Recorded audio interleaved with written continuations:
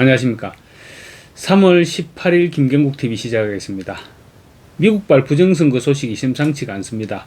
트럼프 대통령은 이미 지난해 11월이었죠. 우리는 모든 에너지와 힘을 부정선거에 집중해야 한다. 이렇게 얘기했고, 미국은 지금 하루에도 수십 건씩 2020년 대선 부정 뉴스가 SNS를 통해서 터져나오고 있습니다.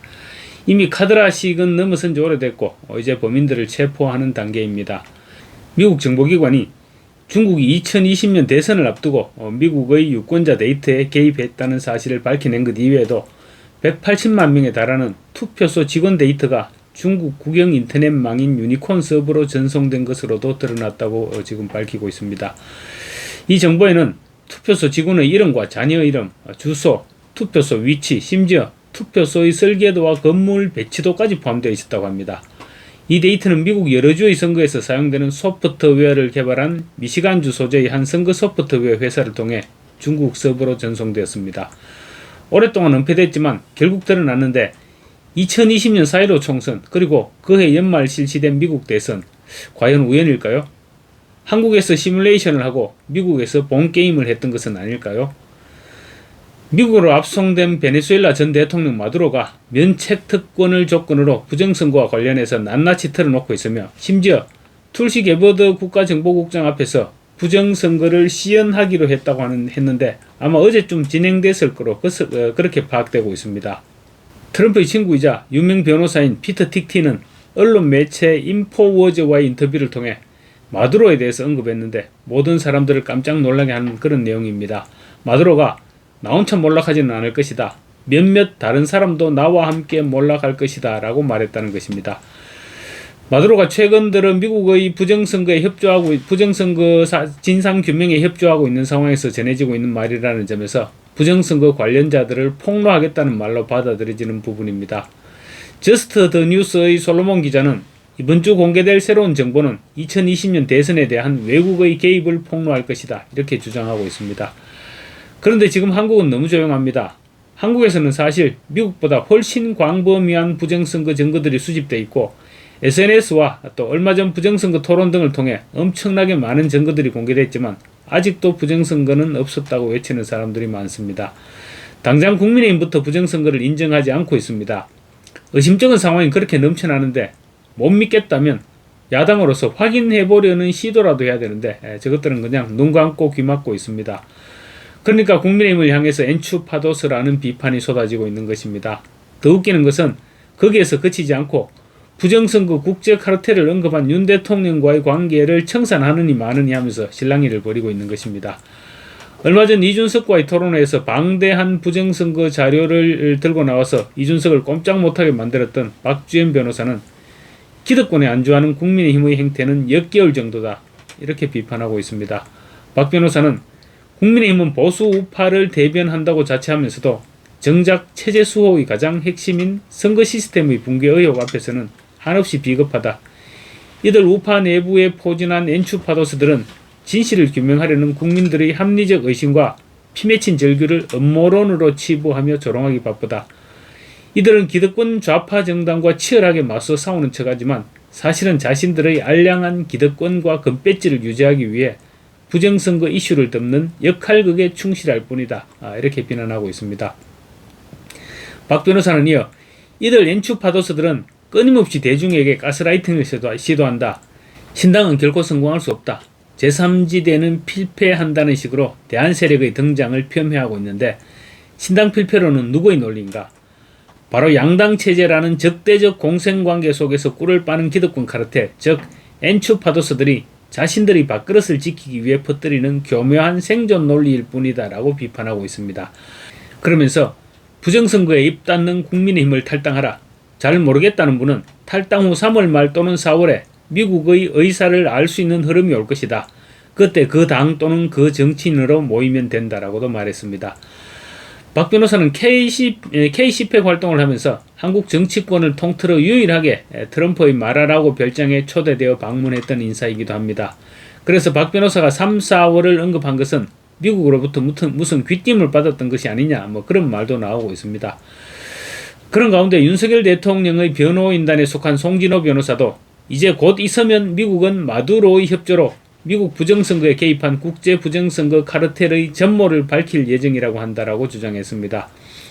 미국에서 국제 부정선거의 카르텔을 밝히고 2020년 미국 대선에 개입된 외국인의 명단을 공개하면 엄청난 파장이 몰려올 것이고 국제 부정선거 카르텔에 A웹이 포함되면 상황은 분명히 달라질 것이라는 주장입니다.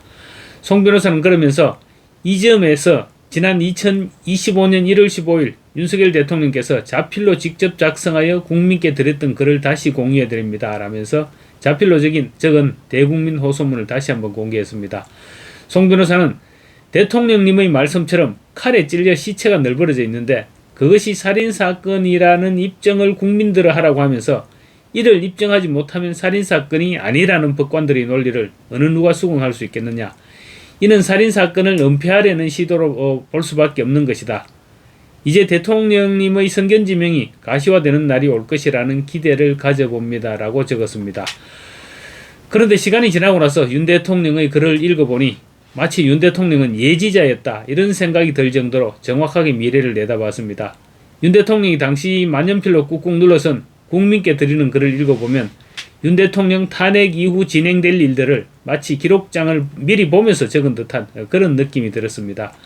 우리가 당시에는 느끼지도 못했던 일들을 윤 대통령은 정확하게 인지한 후 지적하고 있었습니다. 당시 윤 대통령의 원고 내용을 일부만 다시 말씀드려 보겠습니다. 총칼로서 피를 흘리는 군사 공격과 전쟁 도발은 국제법상 금지되었으므로 총칼을 쓰지 않는 회색지대 전술이 널리 사용하게 된 것입니다. 허위선동의 심리전, 정치인 매수와 선거 개입 등의 정치전, 디지털 시스템을 공격하는 사이버전, 군사적 시위와 위협을 보태어 시현하는 하이브리드 전술이 널리 쓰이게 된 것입니다. 특히 권위주의 독재국가, 전체주의 국가는 체제 유지를 위해 주변국을 비롯한 많은 국가들을 속국 내지 영향권하에 두려워하고 있습니다. 국내 정치 세력 가운데 외부의 주권 침탈 세력과 손을 잡으면 이들의 영향력 공작의 도움을 받아 정치 권력을 획득하는 데 유리합니다. 그러나 공짜는 없습니다. 우리의 핵심 국익을 내줘야 합니다. 나아가 자유의 가치를 공유하는 국가들과의 연대를 붕괴시키고 스스로 외교 고립화를 자초합니다. 여야 간의 정치적 의견 차이나 견제와 균형 차원을 넘어서 반국가적인 국익 포기 강요와 국정마비, 헌정질서 붕괴를 밀어붙입니다. 이건 남의 나라 이야기가 아닙니다. 바로 대한민국의 현실입니다. 어떤 정치 세력이라도 유권자의 눈치를 보게 되어 있어 무도한 패악을 계속하기 어렵지만 선거 조작으로 언제든지 국회 의석을 계획한 대로 차지할 수 있다든가 행정권을 접수할 수 있다고 자신한다면 못할 일이 뭐가 있겠습니까?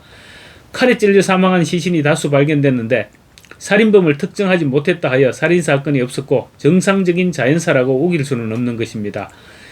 디지털 시스템과 가짜 투표지 투입 등으로 이루어지는 부정선거 시스템은 한 국가의 경험 없는 정치 세력이 혼자 독자적으로 시도하고 추진할 수 있는 일이 아닙니다.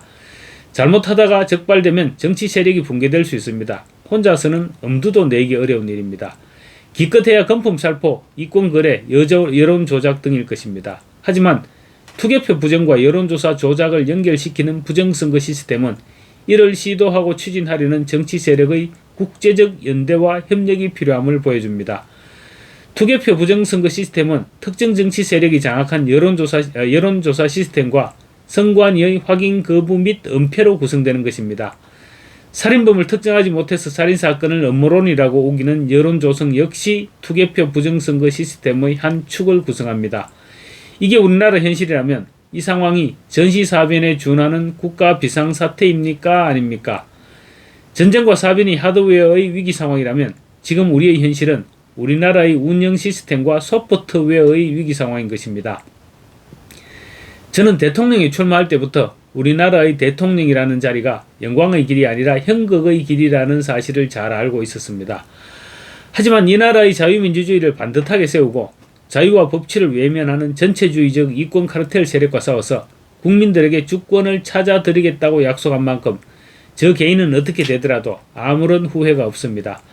자유민주주의를 경시하는 사람들이 권력의 칼자루를 쥐면 어떤 짓을 하는지 우리나라가 지금 심각한 망국의 위기 상황이라는 제 판단이 틀리지 않았다는 씁쓸한 확신이 들게 됩니다. 라는 내용이 있었습니다.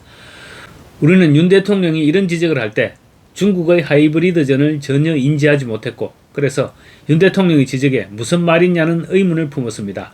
당시에는 설마하고 코웃음 쳤던 일들이 그대로 실현됐습니다. 시간이 지나서 돌아보니 중국은 그때부터 이미 하이브리드 전쟁을 시작하고 있었습니다. 한국을 속국으로 두겠다는 중국의 전략은 착착 진행 중이었고 거기에 발맞춘 이재명은 자유세계 진영에서 분리돼 스스로 외교 고립을 자초하고 있습니다. 어떤 선거에서도 이길 수 있다고 자신하는 민주당은 거리낌 없이 독재의 길로 달려가고 있습니다.